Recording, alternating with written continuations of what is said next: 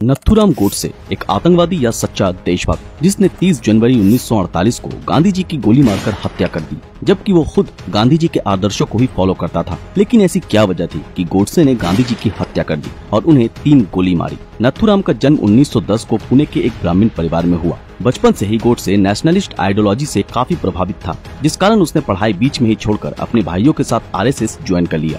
गोडसे ने हिंदू राष्ट्र के नाम से खुद की न्यूज़पेपर भी पब्लिश की, जिसके बाद गोडसे ने हिंदू राष्ट्र दल का गठन किया, जिसका मकसद आजादी के लिए लड़ना था। शुरुआत में गोडसे गांधी के विचारधारा को ही फॉलो किया करता, यहाँ तक कि जब गांधी जी ने सत्याग्रह आंदोलन की शुरुआत करी तो इसमें गोडसे ने बढ़ चढ़कर हिस्सा लिया, पर बाद में वो गांधी के सख्त खिलाफ हो गया। वो ये सोचता था कि गांधी की अहिंसावादी विचारधारा हिंदुओं को कायर और कमजोर बना देगी। गोडसे के मुताबिक गांधी मुस्लिमों का सपोर्ट और हिंदुओं का विरोध करते और वो इंडिया के पार्टीशन के लिए भी गांधी को ही दोषी मानता था, जिसमें लाखों बेगुनाहों की जाने गई। लेकिन आखिर गोडसे गांधी के बारे में ऐसा क्यों सोचते थे और इसके पीछे आखिर क्या वजह थी? 1919 में जब अमृतसर के जलियांवाला बाग हत्याकांड को अंजाम दिया गया, तब पूरा देश ब्रिटिशर्स के खिलाफ हो गया और लोग इसके मुख्य दोषी जनरल डायर को फांसी देना चाहते थे, पर अकेले गांधी जी ही इसके खिलाफ थे। इसके अलावा केरला के मोपला मुस्लिमों ने वहाँ रहने वाले 1500 से भी ज्यादा हिंदुओं की हत्या कर दी और 2000 से ज्यादा हिंदुओं का जबरन धर्म परिवर्तन करवाया। तब गांधी ने इसका कोई विरोध नहीं किया। त्रिपुरा सेशन के वक्त जब नेताजी सुभाष चंद्र बोस को भारी बहुमत से कांग्रेस प्रेसिडेंट के लिए चुना गया, तब गांधी जी इससे खुश नहीं थे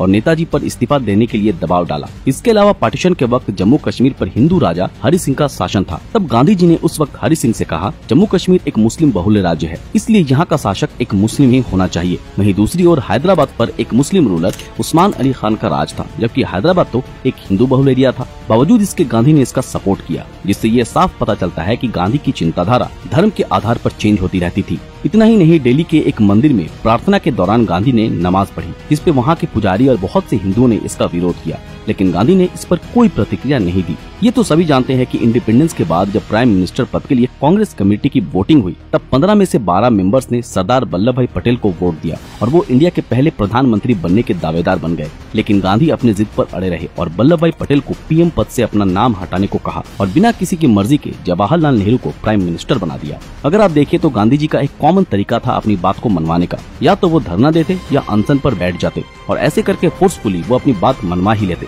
14 जून 1947 जब भारत के बंटवारे का रेजोल्यूशन खारिज होने वाला था, तब गांधी ने इसका सपोर्ट नहीं किया। एक तरफ बापू का कहना था, अगर देश का बंटवारा हुआ तो लोगों को उनकी लाश से गुजरना होगा। वहीं दूसरी तरफ जब देश का बंटवारा होने लगा और लाखों लोगों की जाने गई, तब सेकुलरिज्म के नाम पर उन्होंने कुछ भी नहीं किया। इतना ही नहीं, पार्टीशन के बाद एक डील के मुताबिक पाकिस्तान को 55 करोड़ रुपए देने थे, लेकिन सरदार वल्लभ भाई पटेल ने इसे देने से मना कर दिया। उनका कहना था, जब तक कश्मीर का मुद्दा हल नहीं होता, पाकिस्तान को ये पैसे नहीं दिए जाएंगे। ये बात गांधी को हजम नहीं हुई और वो अनशन पे बैठ गए और कहा, जब तक ये पैसे पाकिस्तान को नहीं दिए जाएंगे वो अनशन करते रहेंगे। ऐसे और कई कारणों के लिए गोडसे गांधी का घोर विरोधी बन गया। इसके अलावा गोडसे ने 1930 में हुए राउंड टेबल बैठक के लिए भी गांधी को ही दोषी माना, जिसे ब्रिटिश गवर्नमेंट द्वारा कराची में होस्ट किया गया था। इस बैठक में गांधी जी इंडियन नेशनल कांग्रेस को रिप्रेजेंट कर रहे थे, पर उन्होंने इस बैठक में एक बार भी लोकतंत्र और राष्ट्रवाद के लिए कोई आवाज नहीं उठाई। इसका कारण था रैमसे मैकडोनाल्ड, जिन्हें कम्युनल अवार्ड दिया जाना था। यहाँ तक कि गोडसे ने भगत सिंह की फांसी के लिए भी गांधी जी को ही गिल्टी माना, जिसकी वजह थी भगत सिंह को फांसी दिए जाने पर नेताजी सुभाष चंद्र बोस ने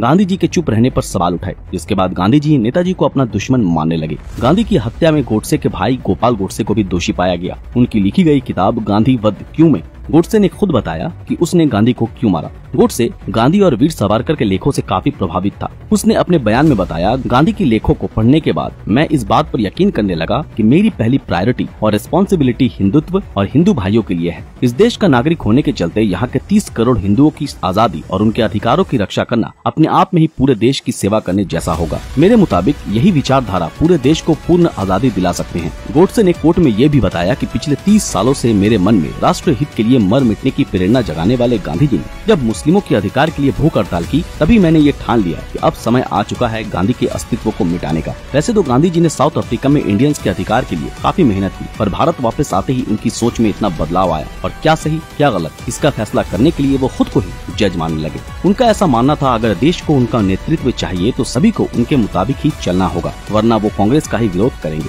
गोडसे ने गांधी पर सबसे संगीन आरोप ये लगाया कि गांधी जी ने पाकिस्तान के निर्माण में एक अहम भूमिका निभाई। गोडसे ने कहा उसका गुस्सा सिर्फ गांधी पर ही नहीं बल्कि मौजूदा सरकार के खिलाफ भी था, क्योंकि सरकार की नीति सिर्फ और सिर्फ मुस्लिमों का समर्थन करती थी और मुझे ऐसा महसूस हुआ कि सारी नीति गांधी जी के होने के कारण ही है, इसलिए मैंने ये कदम उठाया और गांधी जी को मौत की नींद सुला दिया। अब आते हैं इस मुद्दे पर कि आखिर गोडसे ने गांधी जी को 3 गोली ही क्यों मारी। इसको लेकर आज भी कई डिबेट चल रहे हैं। गांधी जी को लगे 3 में से 2 गोली उनके शरीर को चीरती हुई पार हो गई थी, लेकिन 1 गोली उनके अंदर फंस गई। वैसे गोडसे ने 2 गोली मारने की बात को खुद कबूला था, तो फिर तीसरी गोली किसने चलाई? क्या गोडसे के अलावा कोई और भी था जो गांधी जी को रास्ते से हटाना चाहता था? ये राज आज भी अनसुलझा ही है। कई इतिहासकार ये मानते हैं कि गोडसे शायद किसी को बचाना चाहता था, इसलिए उसने तीसरी गोली का जिक्र नहीं किया, पर असल सच्चाई क्या थी कोई नहीं जानता। गांधी जी की हत्या के जुर्म में नथुराम गोडसे को 15 नवंबर 1949 फांसी दे दी गई। इस हत्याकांड के बाद देश की जनता 2 हिस्सों में बढ़ गई। एक हिस्सा जो गोडसे को आतंकवादी मानते हैं जिसने हमारे राष्ट्रपिता की हत्या की, वहीं दूसरा हिस्सा गोडसे को सच्चा देशभक्त मानता है और इस बात पर यकीन करता है कि गोडसे ने जो किया सही किया। इस बात को साबित करने के लिए भारत में गांधी गोडसे पर कई फिल्में भी बनाई गई, जिसमें कुछ ने गोडसे को सही ठहराया तो वहीं कुछ फिल्मों ने उसका विरोध किया। ऐसी ही एक फिल्म 2023 में भी रिलीज की गई, जिसे मशहूर फिल्म निर्माता राजकुमार संतोषी ने डायरेक्ट किया। इस फिल्म ने भी गोडसे को सही बताया, लेकिन लोगों ने इसे एक प्रोपेगेंडा बताकर इस फिल्म का काफी विरोध किया। वैसे हमारे राष्ट्रपिता महात्मा गांधी की हत्या सही थी या गलत, इसका फैसला तो देश की आम जनता को ही करना है।